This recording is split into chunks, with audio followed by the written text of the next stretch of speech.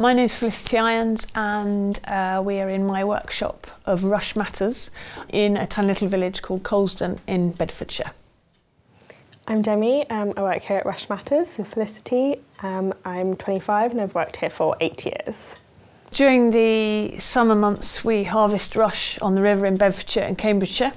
Rush is a native plant to the UK. It grows in slow running rivers and can grow to 6-7 foot out of the water and grows prolifically in Bedfordshire and Cambridgeshire.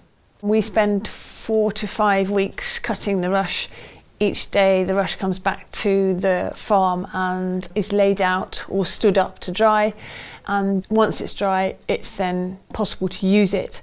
And when we weave it, we make a range of pieces. We make a lot of rush floor matting, basketry including log baskets, bags, tableware, bread baskets, table mats, and then we also work to commission. We make interesting things. My day starts with walking the dog, and then I have to get onto the computer for maybe 2 hours going through quotes, invoices, replying to emails, going through orders. Then I'm able to start work, so whatever we're working on. Recently I've been working on a costume for a film, and that went yesterday. It probably took me 6 weeks to work on that. Otherwise I work on my workbench and I'm making tableware and answering the phone all day, answering queries, because it just doesn't stop really, which is great.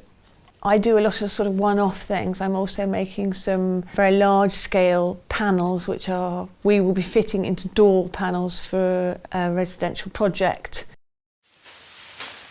Either Demi or I go out to the barn and we'll select a bolt of rush for the size that's right for the job we're doing. And then we'll water the bolt of rush. A bolt of rush is a measure, and bring the rush in, and in that time it will have pretty much mellowed. Mellowed means it will be soft and pliable to work with. You have to wet the rush before you work it, because if not it's really, really crunchy and you just can't use it, it'll just break. But once it's wet and mellowed, it just becomes a really nice rush. It's like a piece of velvet or something like that, and it's really soft to work with. And we'll say, really nice bolt of rush today, or something like that. And we'll cut what are called stakes, which are the foundation of a piece. And then we'll select the size of rush to start, say, a table mat or a basket base. And you'll select really, really fine rush for that. And then you select larger, fatter rush to build up the piece. And say you're making a table mat, we make them slightly larger, and then you have to thread away your weaving rush and then thread away your stakes. And then we leave them either a table mat or a basket, and then we trim, but we don't trim anything until it's entirely dry. Then they get packaged, Demi's packaging queen, and they get sent off. So I get here at 8. Normally, if there's anything to package that day and send out, I try to get that done first thing before I start anything else. And then have a look at what orders we've got, see what needs to get out first, and then, get a bolt of rush, get that wet, start working. I like to have all my stakes cut beforehand. You can see all my Demi's baskets. Really organised. So I have all those cut, select whichever ones I need, get them wet so they're ready for me to use, and then make whatever needs making, really. So I'm making a 14-inch round table mat with a spider start. So you start off really fine in the middle, gradually build your way out, adding more stakes in as you go. And then I will make it to about 15 inches and then thread away the stakes so it ends up being 14 inches once it's finished. And it will end up looking like this. So what's exciting about working here is we get lots of different things to work on. It's never sort of the same thing every day. Quite varied, isn't it? Yeah, it's quite varied. Even though we have, a lot of table mats to make all the time and things like that, there'll always be something else, something like Bespoke to do, something for a film, something for a different project to make. So it's never sort of the same thing Talking about exciting things, and Demi mentioned that, when we have special commissions, film companies do approach us fairly regularly. And the most exciting one for Demi, I would say, was working on Game of Thrones. They asked us to make some rush floor matting and go out to Belfast to fit it. Normally, it would be me and my partner who go and do fittings because it's just that's what we do. But you're a fanatic about Game of Thrones, aren't you? So I got to go to that one. Yeah. If I hadn't taken her, she'd have probably walked out. And that was really exciting, actually. So my first year here was as an apprentice. So I went through the National Apprenticeship scheme.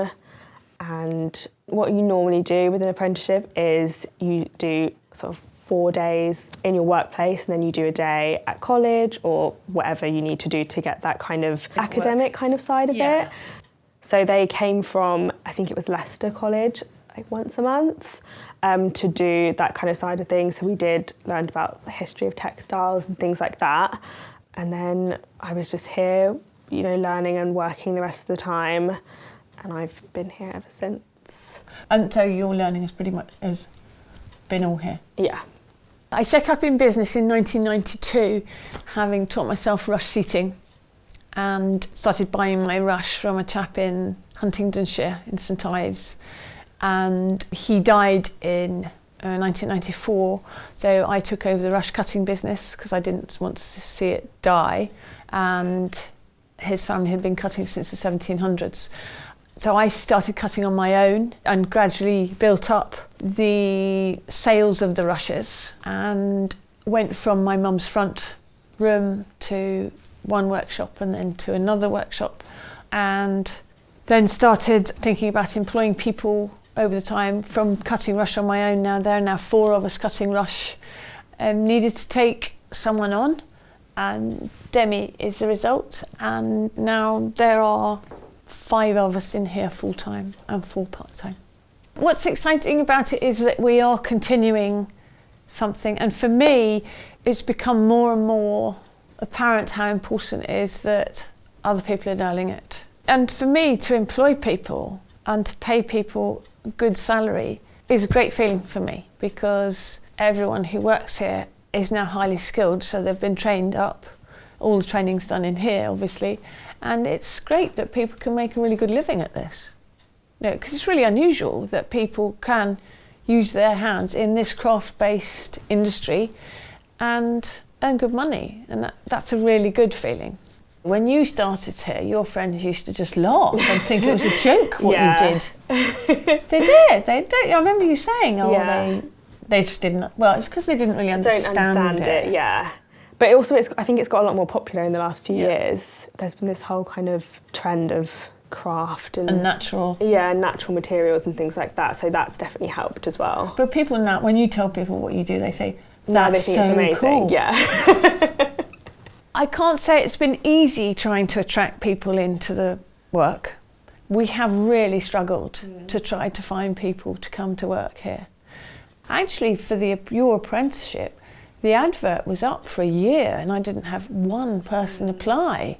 And the people who have wanted to come here to work, they seem to have a really romantic idea of craft. And they say, I'm really crafty. And then you have to explain how hard it is and how much it's going to hurt and how repetitive it is and all that sort of thing.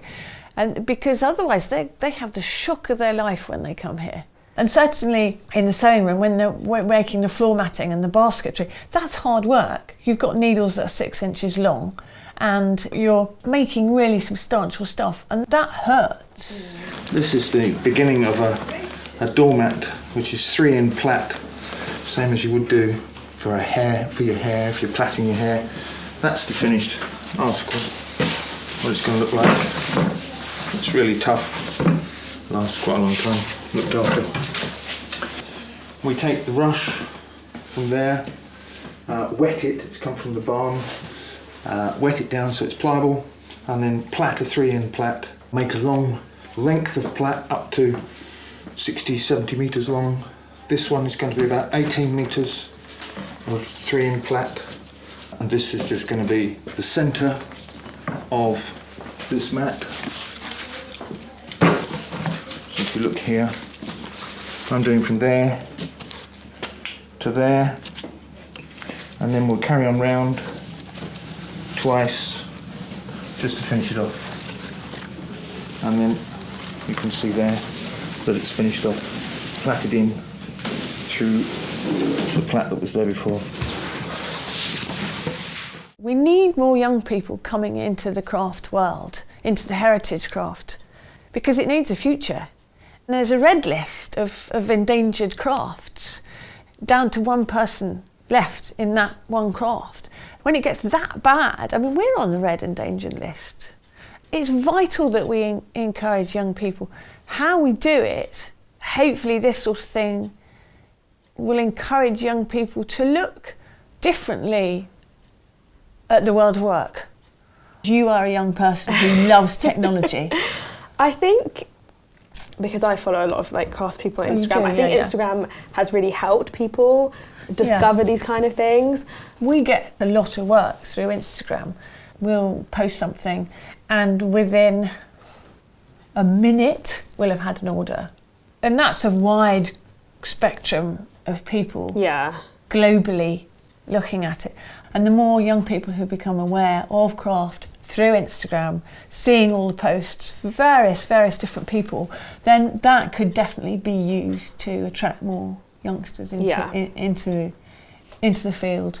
Yeah, I definitely think it's more Instagram more than anything. It definitely helps them see it and appreciate it and think, oh, you know, that's something maybe they'd like to do as a hobby or come on a workshop or just learn more about. But it definitely gets it out there in a way that it wouldn't have reached people beforehand. I think my advice to a young person would be, if you want to do it, if you really want to get into, say, come here to work, then you need to bombard people with emails and things. If you really want to do it, you've got to do it yourself. And if you've got that drive, you'll do it. I mean, I'm completely self-taught, but really go for your passion. And even if you don't know what your passion is, if something looks really interesting, find out about it, do some research and just contact those people and really, go for it. Apprenticeships, I think, would be a really good route into rush work.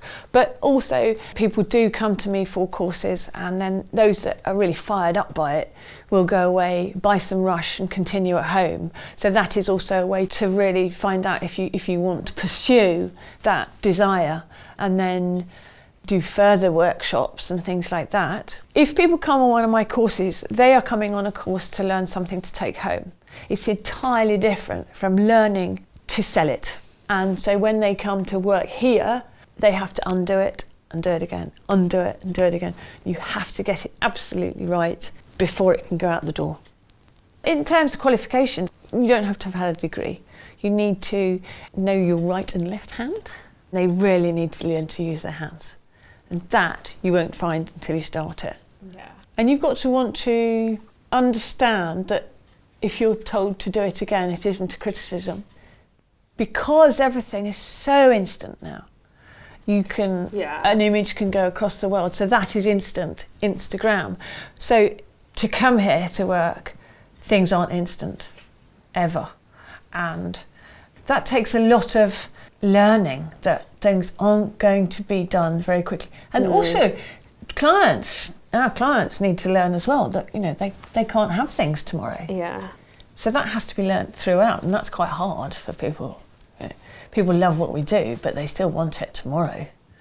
My love of rush work is going to the river, cutting the rush, bringing the rush back, and then knowing when I go to the barn, I know who's cut that bolt of rush, and then I can, if it's mine, that's even better, because we all know who's cut the bolt of rush. And then it's that whole process which I love, and our tools are our hands. That's it. And so there is that, using these to create something, which is really special. And something so good, then it goes out the door. I think people are still always surprised that we don't use any other technology or machines or anything like that. Yeah, it's is just that really hand woven? yeah. Particularly the flooring. Last week we were on site in London and we were working with painters and decorators. They could not believe that everything we had there was hand woven and hand sewn. And you still get people who say, oh, couldn't you just get a machine just to do this little bit? Or, you know, if the machine just did this bit and then, you know, you could do something else. Life's so much easier. But no, everything's completely handmade and it's quite nice. It is good. Yeah.